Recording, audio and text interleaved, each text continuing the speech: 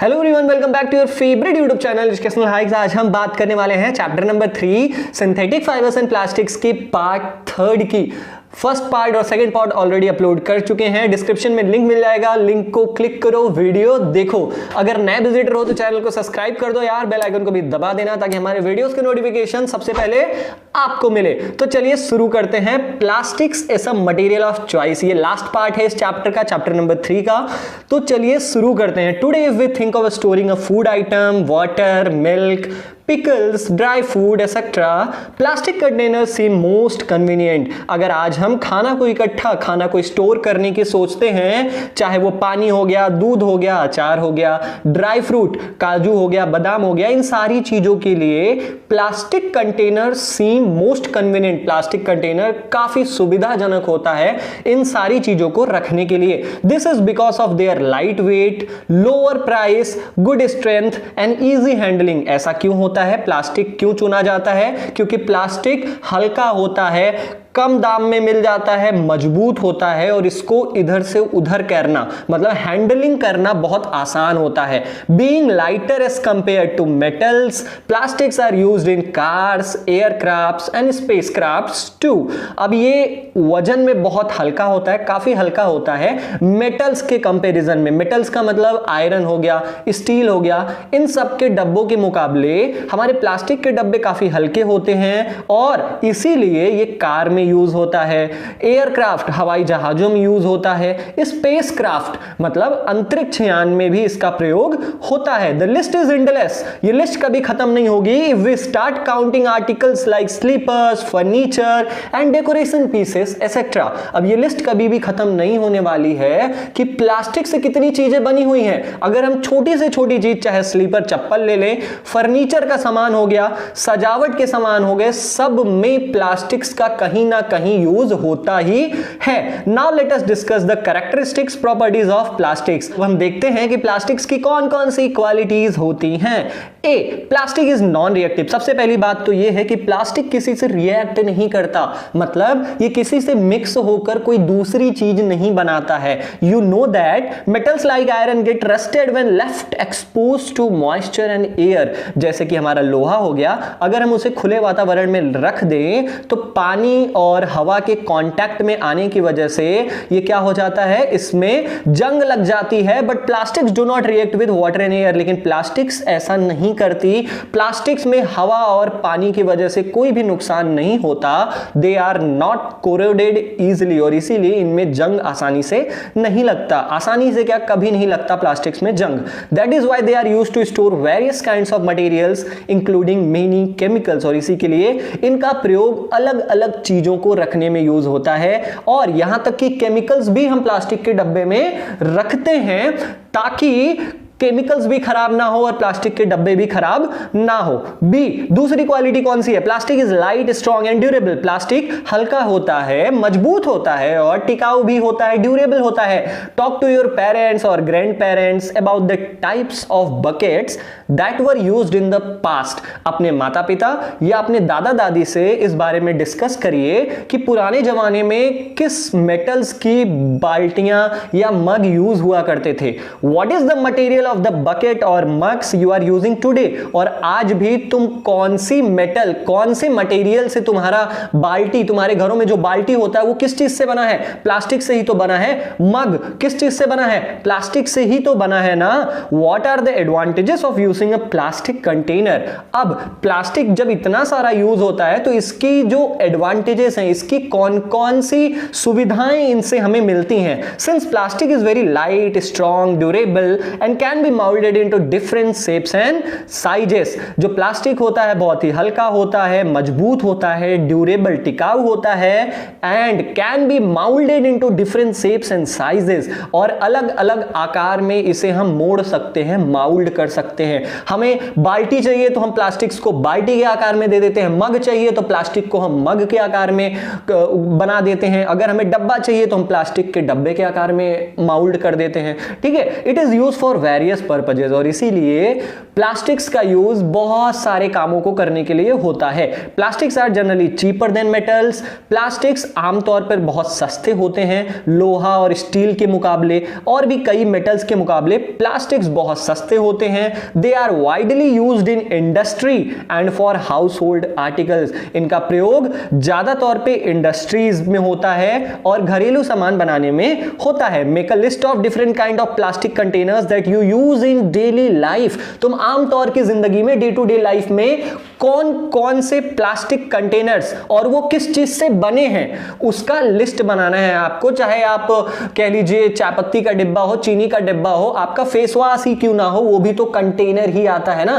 तो इन सारी चीजों का लिस्ट बनाना है आपको। समझ गए? आगे चलते हैं नेक्स्ट पेज पर। Plastics are poor conductors. अब एक और क्वालिटी हम प्लास्टिक्स की देख लेते हैं कि प्लास्टिक्स पुअर कंडक्टर्स होते हैं, मतलब इसमें गर्मी और बिजली का कोई फर्क नहीं पड़ता है। You have learned above that plastics are poor conductors of heat and electricity. तुमने ऑलरेडी पढ़ चुका है कि प्लास्टिक्स जो होते हैं वो पुअर कंडक्टर्स होते हैं हीट एंड इलेक्ट्रिसिटी के, मतलब इसमें गर्मी और बिजली नहीं आती है। प्लास्टिक्स अगर आपने कहीं पर पहना हुआ है, हाथ में अगर आपने प्लास्टिक का ग्लव्स पहना हुआ है, तब भी आपको करंट नहीं लगेगा। That is why electrical wires have plastic covering and handles of screwdrivers are made of plastic. यही कारण है कि जो इलेक्ट्रिकल वायर्स होते हैं, जो हमारे घरों में बिजली के तार होते हैं, उसकी जो कवरिंग होती है, जो उसका कवर होता है, वो प्लास्टिक का बना होता है। अब जो हमारी पेचे निकालने वाली मशीन होती है, पेचकस जिसे हम बोलते हैं, स्क्रू ड्राइवर, उसका भी जो हैंडल होता है पकड़ने वाला, वो भी प्लास्टिक का ही बनता है। As mentioned above, handles of frying pans are also made of plastic. जैसे आपको पहले भी मैंने बताया है कि चाहे वो कुकर का हैंडल हो, चाहे वो किसी भी फ्राइंग पैन जिसमें हम अंडे उबालते हैं वो वाला पैन हो गया, उन सब के पैन का जो हैंडल होता है, जो पकड़ने वाला जो स्थान होता है, वो किसका बना होता है? प्लास्टिक का बना होता है, ताकि हीट और इलेक्ट्रिसिटी कंडक्ट ना करे। Did you know? क्या तुम जानते हो? ये बहुत इंपॉर्टेंट पॉइंट्स है, पढ़ लेना, बहुत जरूरी है, मैं बता देता हूं। Plastics find extensive use in the health care industry. Plastics का यूज ज्यादा तौर पे कहां पर होता है? हेल्थ केयर इंडस्ट्रीज, मतलब मेडिकल लाइन में यूज होता है। जैसे कि some example of their use are the packaging of tablets. जो हम गोलियां खाते हैं, दवाइयां, वो भी उनको पैक करने में भी प्लास्टिक का यूज होता है। Threads used for stitching wounds, जो टाके लगाने के लिए, जो कहीं हमें चोट लग जाती है तो जो धागे यूज करते हैं वो भी प्लास्टिक्स के ही होते हैं। सिरिंज, जो आप सुई लगवाते हो, वो भी प्लास्टिक की ही होती है। डॉक्टर का जो दस्ताना होता है वो भी प्लास्टिक्स का होता है। And a number of medical instruments, और बहुत सारी चीजें जो मेडिकल में काम आती हैं वो भी प्लास्टिक्स की बनी होती हैं। ठीक है, जैसे स्ट्रेचर हो गया हमारा, प्लास्टिक का ही तो होता है ना। Special plastic cookware is used in microwave ओवन्स for cooking food. अब स्पेशल प्लास्टिक्स, बहुत ही अलग प्रकार का जो प्लास्टिक होता है वो यूज होता है माइक्रोवेव ओवन्स में। माइक्रोवेव ओवन्स का मतलब क्या होता है? जो खाने पकाने के लिए आपके यहाँ इलेक्ट्रिकल भट्टी आती है ना, उसमें प्लास्टिक, बहुत ही अलग प्रकार के प्लास्टिक का यूज होता है, क्योंकि उसमें खाना पकाया जाता है। इन माइक्रोवेव ओवन्स, जो ऐसी भट्टियां होती हैं, उसमें the heat कुक्स the food but does not affect the plastic vessel. अब जो माइक्रोवेव ओवन में जो प्लास्टिक रखे जाते हैं जिसमें खाना पकाया जाता है, अब वो गर्मी देके खाना को तो पका देता है, लेकिन प्लास्टिक को नुकसान नहीं पहुंचाता, कभी भी प्लास्टिक पिघलता नहीं है। तीसरा, Teflon is a special plastic on which oil and water do not stick. Teflon एक बहुत ही विशेष प्रकार का प्लास्टिक होता है जिसमें तेल और पानी चिपकते नहीं है, स्टिक नहीं करते हैं। It is use for non stick coating on cookwares, और इसीलिए टेफ्लॉन का यूज कहां पर होता है?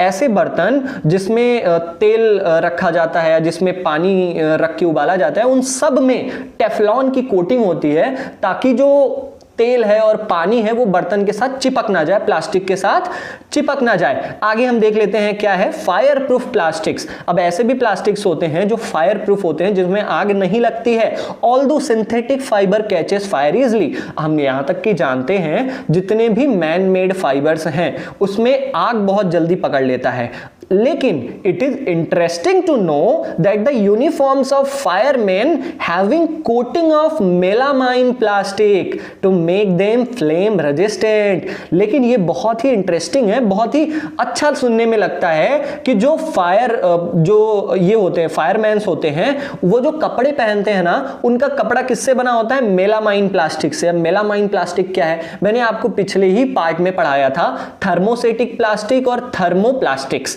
तो जो थर्मोप्लास्टिक्स होते हैं उसमें तो इलेक्ट्रिसिटी और हीट आसानी से कैच कर लेता है, लेकिन जो थर्मोसेटिंग प्लास्टिक्स होते हैं, जैसे थर्मोसेटिंग प्लास्टिक का एग्जांपल हो गया हमारा मेलामाइन और बेकेलाइट, तो मेलामाइन और बेकेलाइट में आग नहीं पकड़ता है। इसी के लिए जो फायर पर्सन्स होते हैं, जो आग बुझाने वाले लोग होते हैं, वो मेलामाइन प्लास्टिक के कपड़े पहने होते हैं जिनसे आग नहीं लगती है। अगला टॉपिक पढ़ते हैं, प्लास्टिक्स एंड द एनवायरनमेंट, मतलब प्लास्टिक और उसके क्या नुकसान है हमारे वातावरण में। When we go to the market, अगर हम मार्केट जाते हैं, we get usually things wrapped in plastic और पैक्ड इन पॉलीथीन वैक्स। हम जब मार्केट जाते हैं तो वहां से जो भी चीजें खरीदते हैं तो ज्यादातर चीजें हमें पॉलीथीन बैग में ही मिलती हैं, पन्नियों में मिलती हैं। दैट इज वन रीजन, और यही कारण है कि plastic waste keeps getting accumulated in our homes, और यही कारण है कि जो प्लास्टिक और पॉलीथीन्स होती है वो हमारे घरों में इकट्ठा होती जाती है। हम सामान लाते हैं, प्लास्टिक्स को ऐसे ही कहीं रख देते हैं।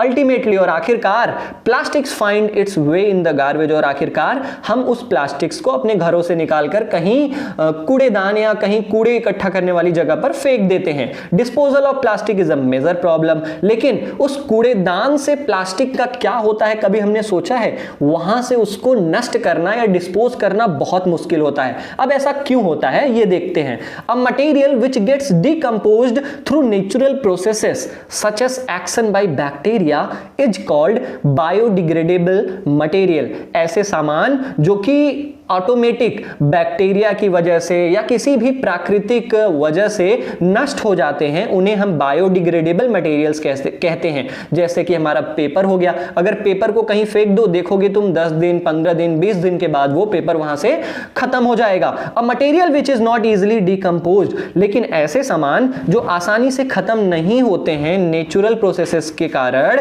उनको हम नॉन बायोडिग्रेडेबल कहते हैं, मतलब जिन्हें हम नष्ट नहीं कर सकते हैं। जैसे 3.3 टेबल देखिए, इसमें क्या है?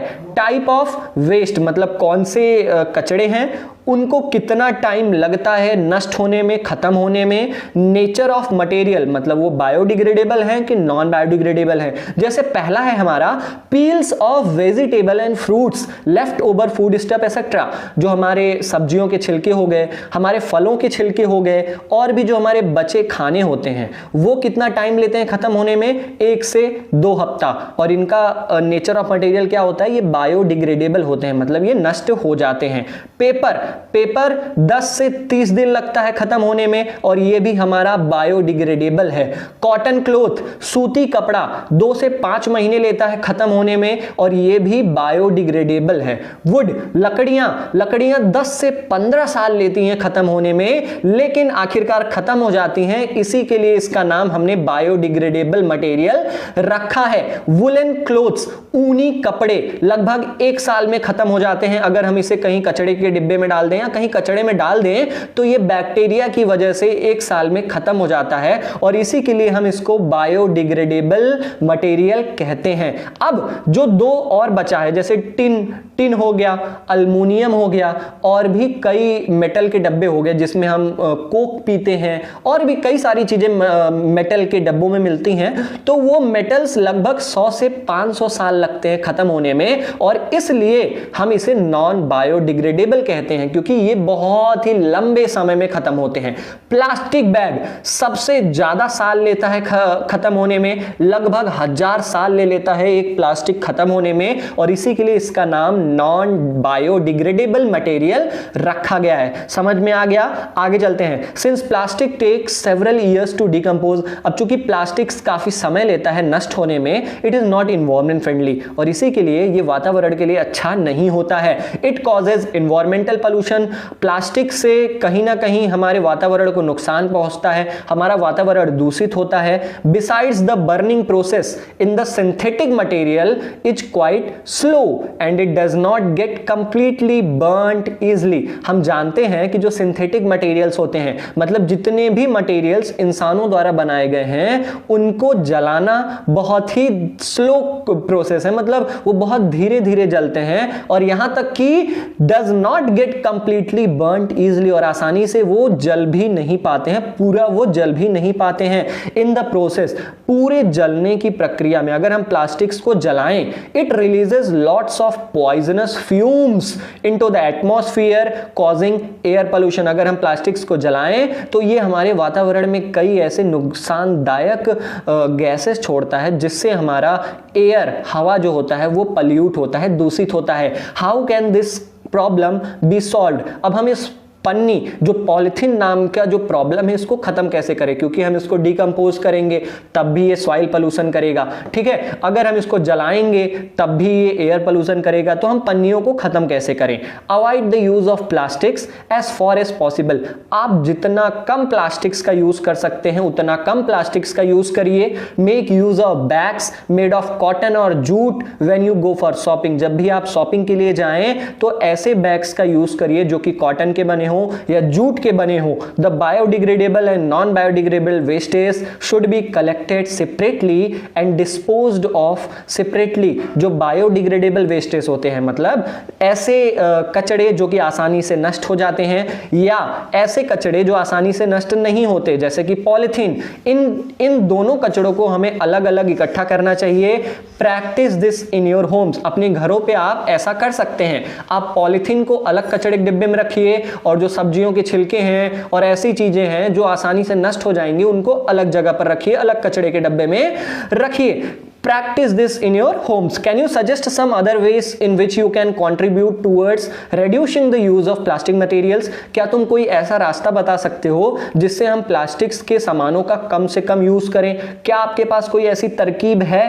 तो आप लिख के कमेंट सेक्शन में बताइए। It is better to recycle the plastic waste. अब ये बहुत अच्छा होता है अगर हम प्लास्टिक्स कचड़े को क्या कर दें, रिसाइकल कर दें। रिसाइकल का मतलब क्या होता है? री मतलब दोबारा, साइकिल दोबारा से उसको कुछ बना दे ताकि हम उसका दोबारा यूज कर सकें। Most of the thermoplastics can be recycled. हमने जाना है कि प्लास्टिक्स दो प्रकार के होते हैं, एक थर्मोप्लास्टिक्स होता है और एक थर्मोसेटिंग प्लास्टिक्स होता है। लेकिन जो ज्यादातर थर्मोप्लास्टिक्स होते हैं वो ज्यादातर आसानी से रिसाइकल हो जाते हैं, मतलब उनके मदद से हम दूसरी चीजें भी बना सकते हैं। Make a list of items that can be recycled. आप ऐसे सामानों का लिस्ट बनाइए जिसको हम दोबारा यूज कर सकते हैं। जैसे हमारा पानी का बॉटल हो गया, अगर हम इसको फेंक दें तो इसको रिसाइकल करके दोबारा हम इसको कुछ और चीजें बना सकते हैं इससे, ठीक है। However during recycling certain colouring agents are added. लेकिन अगर एक बार कोई भी प्लास्टिक्स यूज हो गया और उसको हम दोबारा रिसाइकल कर रहे हैं तो उसमें कुछ कलरिंग एजेंट्स का मतलब उसको कलर करने के लिए, उस प्लास्टिक्स को अलग अलग कलर देने के लिए उसमें कुछ केमिकल्स मिलाए जाते हैं, जिन केमिकल्स की वजह से this limits it's uses specially for storage of food. और इसी केमिकल्स की वजह से जो रिसाइकल्ड प्लास्टिक्स होते हैं जिनको हमने दोबारा किसी और यूज में लाया है, वो केवल और केवल डब्बे बनाने के काम में आते हैं और उन डब्बों को हम खाना रखने के यूज में लाते हैं। एज अ रिस्पॉन्सिबल सिटीजन, एक जिम्मेदार नागरिक होने के नाते हमें 4R जो 4R के प्रिंसिपल हैं, जो सिद्धांत हैं, इसका ध्यान रखना चाहिए। अब ये 4R का मतलब क्या है? पहले R का मतलब है रिड्यूस। हम जितना कम किसी पॉलिथीन बैग्स का यूज कर सकें उतना कम हम यूज करें, हम कचड़ों को कम फैलाएं, इसका मतलब होता है रिड्यूस। रीयूज का मतलब होता है हम किसी चीजों को अगर एक बार यूज कर लिया, फॉर एग्जांपल हमने किसी कागज को एक तरफ लिख लिया तो हम उसको फेंक देते हैं फिर फाड़ के, लेकिन क्या आपने कभी सोचा है दूसरी तरफ भी पलट के हम इसको यूज कर सकते हैं। तो रीयूज का मतलब होता है कि जितने भी सामान है उसको हम ज्यादा से ज्यादा प्रयोग करें। रिसाइकिल का मतलब क्या होता है, मैंने आपको बताया, दोबारा से हम इसको कुछ और बना दें, ठीक है। एंड रिकवर का मतलब क्या होता है, रीपर्पज का मतलब दोबारा से किसी काम में ला देना। अब ये भाई साहब को देखो, इन्होंने बॉटल के डब्बे से नाव बना ली है, तो इसको कहते हैं रिकवर। इन्होंने प्लास्टिक्स के बॉटल को रिकवर कर लिया है, ठीक है। Develop habits which are environment friendly, ऐसे आदत डालिए जो कि वातावरण के लिए नुकसानदायक ना हो। अब आपके लिए यहां पर कुछ है कि आप इसे पढ़ लीजिएगा, वही है कि आप पॉलिथीन इधर उधर ना फेंकिए, क्योंकि जानवर उसे कभी कभी खाने के चक्कर में पॉलिथीन भी अंदर ले लेते हैं, जिनसे उनका रेस्पिरेटरी सिस्टम ब्लॉक हो जाता है और उनकी डेथ भी हो जाती है। अब हमें क्या क्या नहीं करना चाहिए, फाइबर वाइज में लिखा गया है कि प्लास्टिक बैग्स को इधर उधर रोड पे कहीं ना फेंकिए, ठीक है। अपने साथ मार्केट जब भी आप शॉपिंग करने जाएं तो आप सूती कपड़े से बने बैग को ले जाइए, और ज्यादा से ज्यादा प्लास्टिक मटेरियल का यूज आप कम से कम करें, उसकी जगह पर आप स्टील के बर्तनों का यूज कर सकते हैं। तो ये था हमारा all synthetic fibres and plastic chapter. Hope कि आपको चैप्टर समझ में आया होगा। अगर चैप्टर समझ में आए तो ये वीडियो की तीनों पार्ट, इस चैप्टर की तीनों पार्ट ज्यादा से ज्यादा शेयर करिए यार। हमें इस वीडियो पे एटलीस्ट 20 to 25 के इस मंथ में चाहिए। तो ये आप पे रिस्पॉन्सिबिलिटी छोड़ता हूं। मिलते हैं अपने अगले वीडियो में, तब तक के लिए जय